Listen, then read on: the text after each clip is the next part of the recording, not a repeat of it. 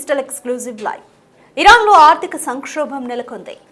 డాలర్తో పోలిస్తే రియాల్ విలువ చాలా దారుణంగా పడిపోయింది. దీంతో ఇరాక్ మొత్తం మీద కూడా ఎక్కడ చూసినా కూడా ధరలు విపరీతంగా పెరిగిపోయాయి. ధరలు ఆకాశాన్ని అంటుతున్నాయి. దీంతో ప్రజలు చాలా ఇబ్బందులు పడుతున్నారు. మొత్తంగా ఇరాన్ అయితే ఆర్థిక సంక్షోభాన్ని ఎదుర్కొంటోంది. కరెన్సీ విలువ పడిపోవడంతో ధరలు బగ్గుమంటున్నాయి. ధరలు ఆకాశాన్ని అంటుతూ ఉండడంతో రగిలిపోతున్నారు ప్రజలు. 4 రోజులుగా కూడా దేశవ్యాప్తంగా ఎక్కడికక్కడ ఆందోళనలు చేస్తున్నారు. టెహ్రాన్తో పాటు Karaj, Hamedan, Kish, Malard, Isfahan, Kermanshah, Shiraz, Yazd ప్రాంతాల్లో నిరసనలు నెలకొన్నాయి. ప్రభుత్వానికి వ్యతిరేకంగా అక్కడ ప్రజలందరూ కూడా నిరసనలు చేస్తున్నారు, నినాదాలు చేస్తున్నారు. ఆందోళనల్లో ఎక్కువ శాతం మంది వ్యాపారులు, విద్యార్థులే ఉన్నారు. ఆందోళనకారులపైన ప్రభుత్వం తరపున పోలీసు అధికారులు కూడా దాడులైతే కొనసాగిస్తున్నారు. ఆర్థిక సంక్షోభం నేపథ్యంలో సెంట్రల్ బ్యాంక్ గవర్నర్ ఇప్పటికే రాజీనామా కూడా చేశారు. ఈ ఆర్థిక సంక్షోభానికి బాధ్యత వహిస్తూ సెంట్రల్ బ్యాంక్ గవర్నర్ ఇప్పటికే రిజైన్ కూడా చేశారు. అయినా కూడా ప్రజలు ఇంకా శాంతించలేదు.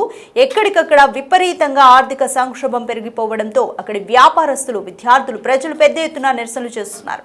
పోలీసులు కూడా వాళ్ళ నిరసనని అణచివేయడానికి ప్రయత్నిస్తున్నారు. మొత్తంగా ఇరాన్లో అయితే ఒక ఉద్రిక్త వాతావరణం, టెన్షన్ వాతావరణం అయితే నెలకొంది. మీరు బిగ్ టీవీ స్క్రీన్ మీద చూస్తున్నారు. అక్కడ ఆందోళనకారులు అంటే ఎంతమంది ప్రజలు రోడ్ల మీదకి వచ్చి వాళ్ళ నిరసనను వ్యక్తం చేస్తున్నారో మీరు చూడొచ్చు. ఇక్కడ లెఫ్ట్ సైడ్ విజువల్లో మీరు చూస్తే ఒక పోలీస్ అధికారిని కూడా అక్కడ నిరసనకారులు కొట్టిన పరిస్థితి. సో అతను రోడ్డు వైపు అటువైపుగా పడిపోయాడు.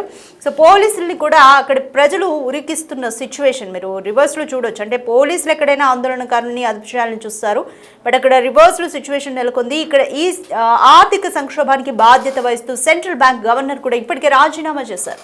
అయినా కూడా అక్కడి ఉద్రిక్తతలు ఇంకా చల్లారడం లేదు, ప్రజలు ఇంకా శాంతించడం లేదు.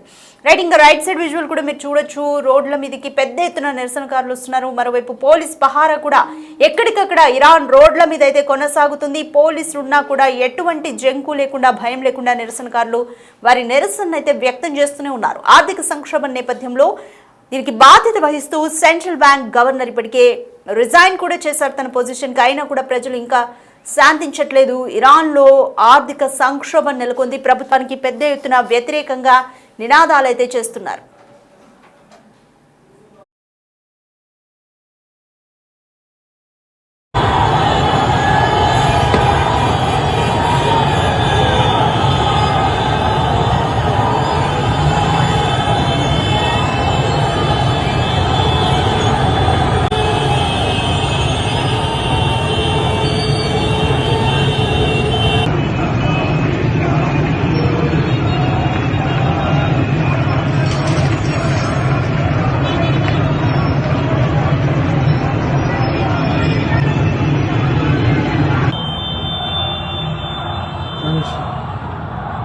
مثلا الحمد لله.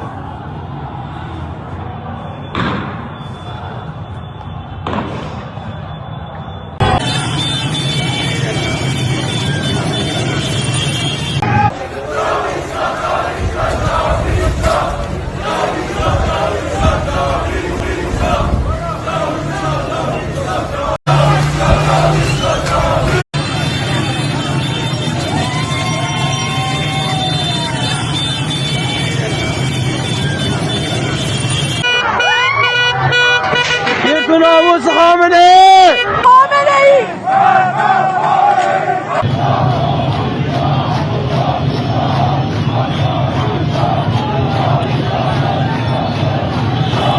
రైట్, ఇరాక్లో మొత్తంగా పెద్ద ఎత్తున ఆర్థిక సంక్షోభం నెలకొంది.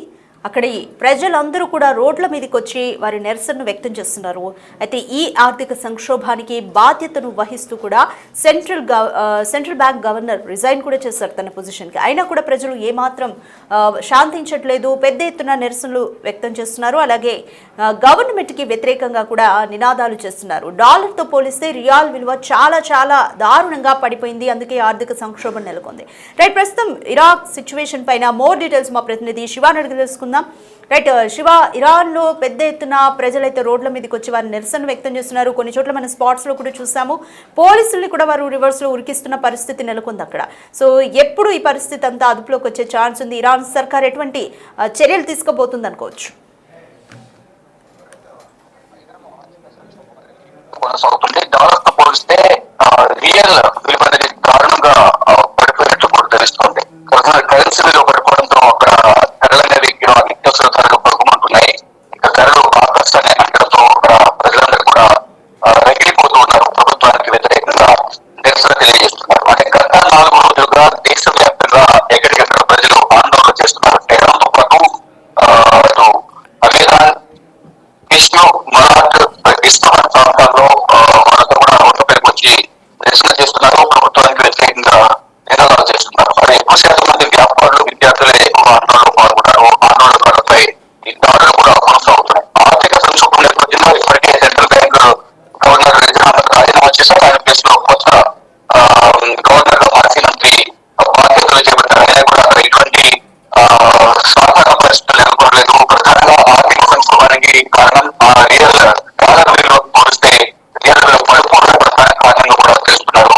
అంటే ద్రవ్యోల్బణం కూడా మొత్తం 40% చేరడంతో ప్రజలు ఆగ్రహం అంతా కూడా ఎక్కువగా వ్యక్తపరుస్తూ ఉన్నారని కూడా నిపుణులు చెబుతున్నారు. అంటే బుధవారం రోజు డాలర్ విలువ 1.3 మిలియన్ పడేయాల్సిగా ఉంది. 2022లో పర్చేజ్ బాధ్యతలు చేపట్టిన తర్వాత చేపట్టిన సమయానికి అది 43 లక్షలు. అంటే దాదాపు దీనికి సంబంధించి డాలర్ విలువ అనేది రియల్ విలువ చాలా వరకు పడిపోయింది. అంటే ఆర్థిక సంక్షోభంలో ప్రజలు అనేక ఇబ్బందులు ఎదుర్కొంటున్నారు. అంటే కఠిన చర్యలు కూడా ప్రభుత్వం కోరుకుంటుంది. ప్రభుత్వం వైపు ఆందోళనకారులతో చర్చలు జరుపుతున్నప్పటికీ కూడా మరోవైపు కఠినంగా అణచివేసేందుకు సిద్ధమవుతున్నట్టు కూడా నిరసనకారులు ఆందోళన వ్యక్తం చేస్తున్నారు. శాంతి భద్రతలకు వ్యవహారం కలిగించే మొత్తం తగిన విధంగా చర్యలు తీసుకుంటామని కూడా Iran prosecutor general Mohammad Movahedi Azar హెచ్చరికలు జారీ చేశారు. శాంతియుత ఆందోళనతో ఇబ్బంది లేదని కూడా ఆయన స్పష్టం చేశారు. దీంట్లో ఈ ఆర్థిక సంక్షోభాలకు ప్రధాన కారణం విదేశీ సంస్థల పాత్ర ఉందని కూడా ప్రభుత్వం చెబుతుంది. దేశంలో జరుగుతున్న ఆందోళన వెనుక విదేశీ నిఘా సంస్థల పాత్ర ఉందని కూడా ప్రభుత్వ వర్గాలు వెల్లడిస్తున్నారు. ఇక ప్రధానంగా ఇక్కడ టెహ్రాన్లో ఒక గ్రాండ్ బజార్ ఉంటుంది. ఆ గ్రాండ్ బజార్ కూడా జాతీయ నేపథ్యం ఉంది. శతాబ్దాలుగా అది ఇరాన్ ఆర్థిక జీవనాడిగా ఉంటుంది. ఆర్థిక జీవనాడి ఉన్న ఈ గ్రాండ్ బజార్ కూడా ఈ ఆర్థిక సంక్షోభంతో మూసివేశారు. దేశంలో తిరుగుబాటుతో ప్రజల్లో ఆందోళనలు కూడా ఎక్కువగా మొదలయ్యాయి.